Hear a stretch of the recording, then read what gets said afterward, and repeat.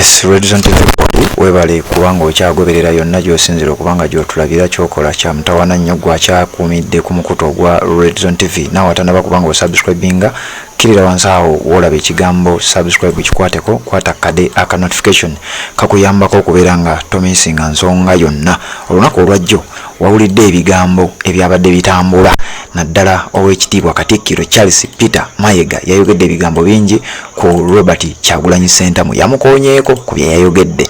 Ensonga yonna gikuwadde obudde we bwazibidde nkakasa bw'obanga obadde otambula naffe ebyo byenjogerako si bipya gy'oli. Oteekwa okuba nga wabiwulidde era ekigenda mu maaso oba kyenjogerako okitegeera bulungi nnyo. Kakati abantu bangi bagezezaako okwogera mu ngeri ey'okwanukula ebigambo by'owekitiibwa Katikkiro Charles Peter Mayiga. Nange kwe kusalawo nkuleetere kati bino byogenda okuwulira bye bya mwana mulenzi bamuyita Gaddafi, era nga bulijjo ntandika ne disclaimer. Ebigambo byogenda okuwulira ku mukutu guno si byaffe wabula bigambo by'abantu ssekinnoomu, bigambo bya Gaddafi. Nga sinaba kubanga nkuwa ebigambo bya Gaddafi kansooke nkuzeeyo ku bya Katikkiro bye yayogedde ono nno bye nnyinza okuba nga nze bwe ndowoozezza nti bye yabadde agezaako okubeera nga ayanukula, ate nga si ye yekka. Bannayuganda bangi abalina emitimbagano egy'enjawulo, bannayuganda bangi ababadde bagoberera ensonga zino bagezezaako okuba nga baanukula owekitiibwa Katikkiro. Sooka owulize bye yayogedde then nkuleetere engeri gye bamuzzeemu. Redison TV kwoli webali kubanga okyagoberera. Naye olaba n'omuntu wa bulijjo ono juzi wano omuntu bamukwatidde ku kisaawe, omuntu atamanyiddwa na kumanyibwa. Kabaka bamuyita mwana wa ku luguudo.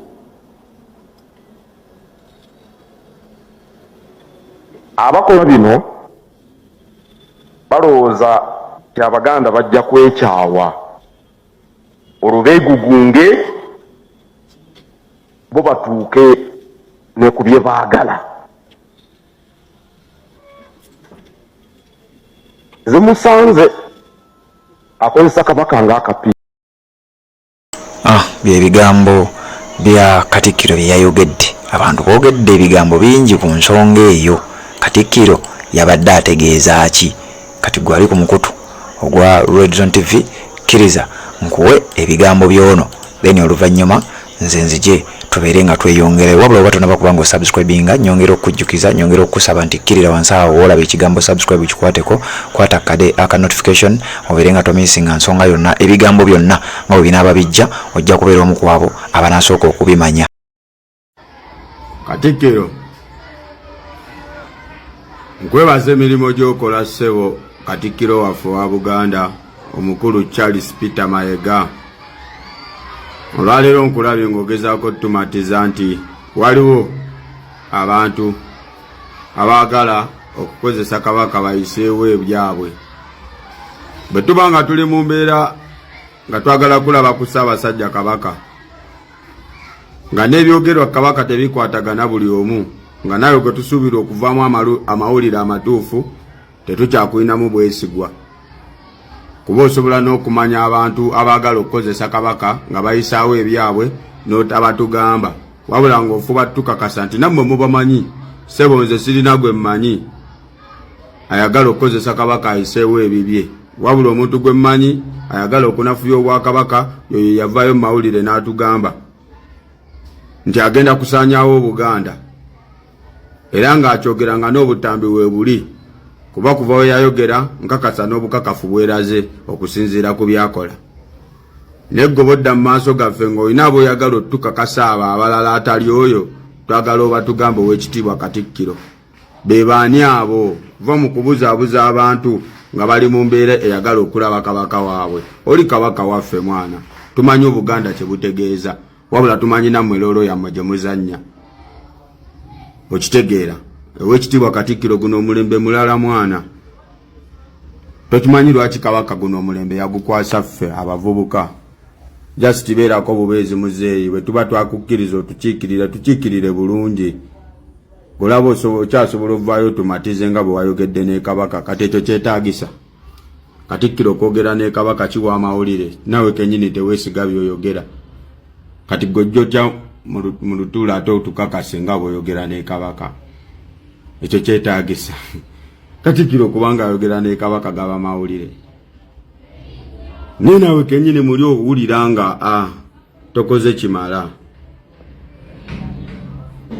tano tokoze kimala wabula ofuba tukakasa nga waliwo abaagala okukozesa ebyabwe nenze njagala nnyo ntunula omuntu mu maaso lwaki ki ekikuleetera okulowooza nti opposition be balabe ba Buganda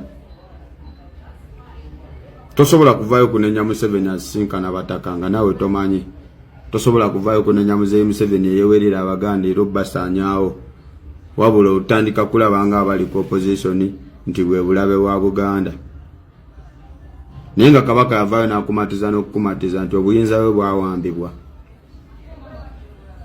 neofuba tukakasa kyogamba opposition yawamba obuyinza bwa Kabaka olumu tubeereko mwana temutuleetera mpisa mbi nze nkimanyi Katikkiro siggososobera Katikkiro just kuma kitiibwa kya bwa Katikkiro tokityoboola nnyo olw'okuba ggwe oyagala kufuna bibyo naye olunaku lumu ojja kudduka emisinde n'ebibadde oyagala okubba byonna babikulesse toddamu tubuzaabuza mwana tuli bantu bakulu tubawa ekitiibwa nga bakadde baffe naye olumu nammwe mufube nnyo okwewa ekitiibwa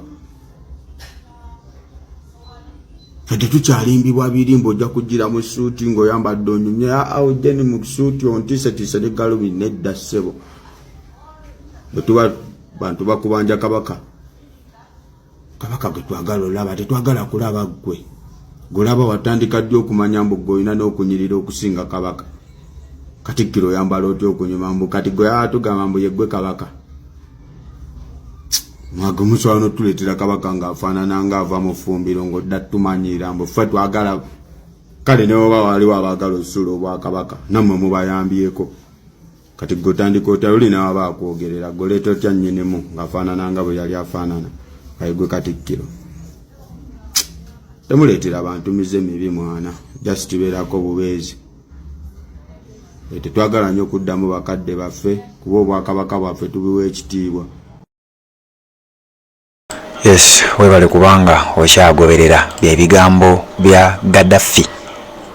Bamuyita Gaddafi ono nga y'omu ku ba security abali ku security team eya Robert Kyagulanyi Center mu era nkakasa si mupya mu maaso gammwe. Ebigambo byayogedde njagadde mbikuwe olunaku lwaliro newankubadde yabyogedde lunaku lwajjo essaga zino zonna emboozi zino zonna zabadde lunaku lwajjo obwadde otambula naffe ku mukuto gwa Red Zone TV twabikuwadde era babitegeddeko naye bino mbadde nina okuba nabadde nabikuwa lunaku lwajjo wabula nsazeewo mbikuleetere olunaku olwaliro olw'ensonga ezitali zimu. Red Zone TV kwoli webale kubanga okyagoberera yonna gy'osinzira okubanga gy'otulabira naawe atanaba kubanga osubscribe nga kikole kirira wansawo olaba ekigambo subscribe kikwateko kwata ku kade aka notification obeere nga tomisinga nsonga yonna kakuyambako okujjukiza nti kati Red Zone TV bataddeyo naawe nobeera omu ku abo abasookera ddala okumanya ne tuba nga ate tutambula ffenna tuwuliziganye mu updates eziddako nga bulijjo tukyagenda maaso n'okuba nga tukuweereza Red Zone TV temuva